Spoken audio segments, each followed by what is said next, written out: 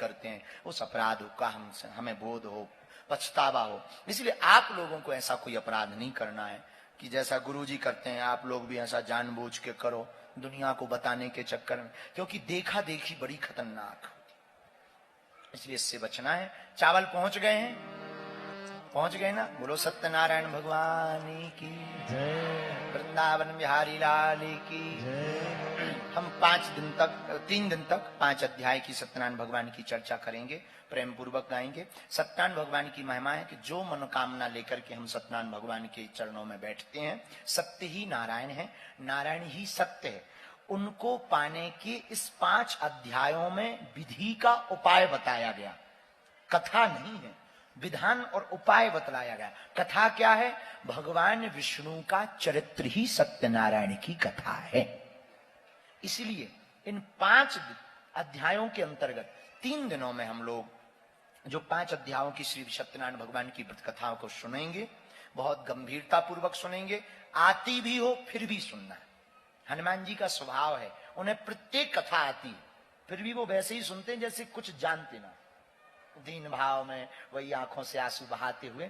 आती भी हो तब भी सुनना, और बहुत धैर्यता पूर्वक सुनना। जो मन में मनोकामना हो, पहले भगवान विष्णु का जो चित्र लगा है ध्यान कर लो, पीछे चित्र लगा भगवान श्री हरि का, इनको प्रणाम कर लो, वंदन करो, अपने गुरुदेव भगवान को भी ध्यान करो। देखो सत्यनारायण भगवान के लिए भागवत में वर्णन आया, सत्यव्रतम सत्य परम त्रिसत्यम सत्यस्य योनिस्मितं च सत्ये सत्यस्य सत्यम मृत सत्य नेत्रम सत्यात्मकम त्वाम शरणम प्रपन्नः। 9 बार सत्य सत्य कहा, 9 बार ही है ना, 9 बार सत्य सत्य कहकर के भागवत में ठाकुर जी की स्तुति की। इस स्तुति का कारण सिर्फ इतना है, भगवान ही सत्य है और सत्य ही भगवान है, इनके अलावा सब कुछ मिथ्या है। ब्रह्म ही सत्य है, जगन मिथ्या है, जगत मिथ्या है, ब्रह्म सत्य है। ऐसे भगवान श्री नारायण जिनके नाम पर बद्रीनाथ भगवान है, ऐसे भगवान श्री महाविष्णु के इस पावन धाम में हम लोग सत्यनारायण की कथा को श्रवण कर रहे हैं, करवा रहे हैं आप लोग, और श्रवण भी कर रहे हैं आप लोग। ये हम सबका सौभाग्य है। तो भगवान श्री हरि को तुमेव माता तुमेव बंधुश्च सखा तुमेव विद्या तुमेव सर्वं तुमेव सर्वं तुमेव सर्वं ओम विष्णवे नमः, ओम विष्णवे नमः, ओम विष्णवे नमः। शांताकारं भुजगशयनं पद्मनाभं सुरेशं विश्वाधारं गगनसदृशं मेघवर्णं लक्ष्मीकान्तं कमलनयनं योगवीर्ध्यानगम्यं वन्दे विष्णु भवभयहरं सर्वलोकैकनाथं। भगवान नारायण को प्रणाम कर लीजिए। हम सब ने यह भगवान को स्मरण किया, ध्यान किया है, उनको बुलाइए अपनी मन की मनोरथ पूर्ति के लिए। जो आप मनोकामना को पूर्ण करना चाहते हैं उसको आप मन ही मन में बोलिए। बैठे बैठे आप बिना ताली बजाए हुए गाएंगे, श्रीमन नारायण नारायण नारायण, श्रीमन नारायण नारायण नारायण। वैसे तो यज्ञ चल रही है।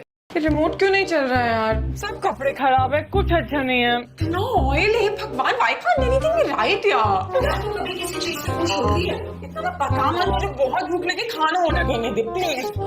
इंडियन नो, इटालियन ना, south Indian no, Chinese okay maybe Chinese कर लेते हैं आज। नूडल्स अच्छे नहीं बनाते यार आजकल चाइनीज रेस्टोरेंट में। I mean they have to be more soft. है सॉफ्ट एंड फर्म, फ्लेवर भी अच्छा है, पर यार चिली चिकन होता है ना तो ज्यादा मजा आता। खाना तो बहुत अच्छा है यार, महंगा हुआ ना। देख इतने पैसे कोई रोज नहीं खर्च सकता। हर डिश सिर्फ 169 में, कैसे मस्त है यार। लक्ष्मी नारायण नारायण नारायण, सूर्य नारायण नारायण नारायण, सूर्य नारायण नारायण नारायण, चंद्र नारायण नारायण नारायण, श्रीमन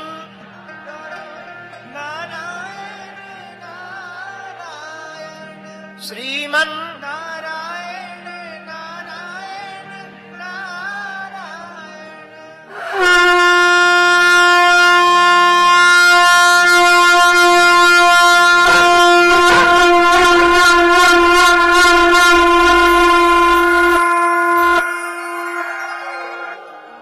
लक्ष्मी नारायण भगवान की जय हो। श्री सत्यनारायण भगवान की।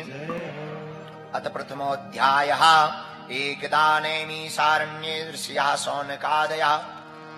एक समय हम सब हिंदी में चर्चा करेंगे ताकि आपको समझ में आवे। एक समय नैमिषारण्य के पावन तीर्थ में शौनकादिक 88,000 ऋषि मुनि विराजमान थे। सभी मुनि महात्मा पुराण और शास्त्रों के वेदता थे। उसी समय उन मुनियों ने, ऋषियों ने श्री सूत जी महाराज से पूछा, हे महामुने, हे भगवान, हे प्रभु, किस व्रत के करने से, किस तपस्या के करने से मनोवांछित फल प्राप्त कलयुग में मिल सकता है? क्योंकि कलयुग युग सम आन नहीं, जो नर कर विश्वास। कलयुग बड़ा विचित्र युग होगा।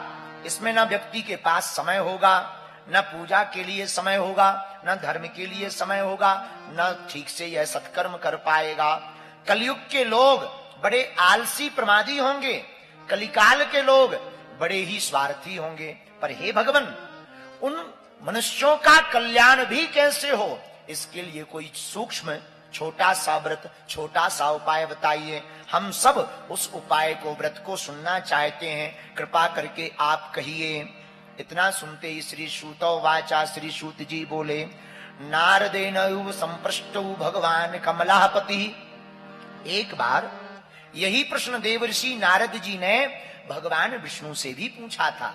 हे मुनियो, तुम धन्य हो जो तुमने कलयुग के मनुष्यों के कल्याण के लिए हमसे प्रश्न किया है। यही प्रश्न नारद जी ने भगवान विष्णु से भी किया था कि कलिकाल के लोगों का कल्याण कैसे होगा, वह कम समय में।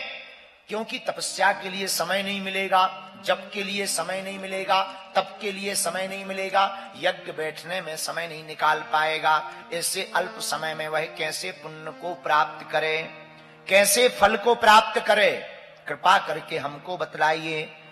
जब योगी राज श्री नारद जी ने संसार के नाना योनियों में जन्मे हुए मनुष्यों के कल्याण के लिए भगवान श्री हरि से प्रार्थना की और कहा, हे भगवान, नाना योनियों में जन्मे हुए मनुष्य नाना प्रकार के दुखों से, क्लेशों से युक्त रहेंगे, नाना प्रकार के भोग भोगेंगे, कष्ट पाएंगे। इनके दुखों का निवारण कि सुनिश्चित रूप से कैसे नाश हो सकता है, ऐसा हमारे मन में विचार है, हमको कहिए।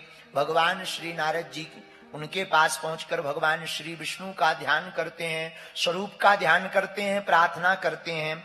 चार भुजाओं वाले